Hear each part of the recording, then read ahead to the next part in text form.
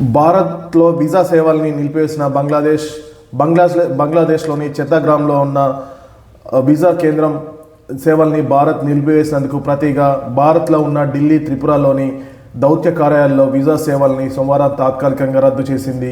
తదుపరి సమాచారం వచ్చే వరకు వీసా సేవల్ని నిలిపివేస్తున్నట్లు బంగ్లాదేశ్ ప్రకటించింది.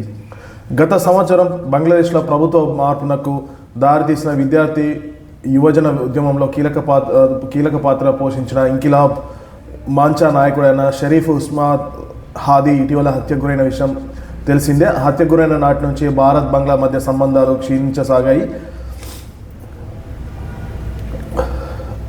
అనివార్య కారణాల రీత్యా బంగ్లాదేశ్ హైకమిషన్ అన్ని దౌత్య వీసా సేవల్ని తాత్కాలికంగా నిలిపివేస్తుంది అని ఢిల్లీలోని బంగ్లా రాయబార కార్యాలయం ప్రకటించింది. అలాగే బంగ్లాదేశ్లో మరొక విద్యార్థి ఉద్యమ నేతపై కాల్పులు జరిగినట్టు తెలుస్తుంది.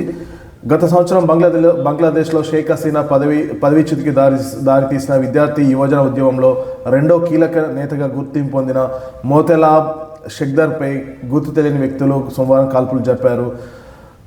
కల్నా నగరంలో ఈ ఘటన జరిగింది. తలపై తీవ్ర గాయమైన ఆయనను తక్షణం కుల్నా వైద్య కళాశాలకు తరలించినట్టు తెలుస్తుంది. ప్రస్తుతం ఆరోగ్యం విషమంగానే ఉన్నట్టు తెలుస్తుంది. దీంతో మళ్ళొకసారి అల్లర్లు బగ్గుమంటున్నాయి.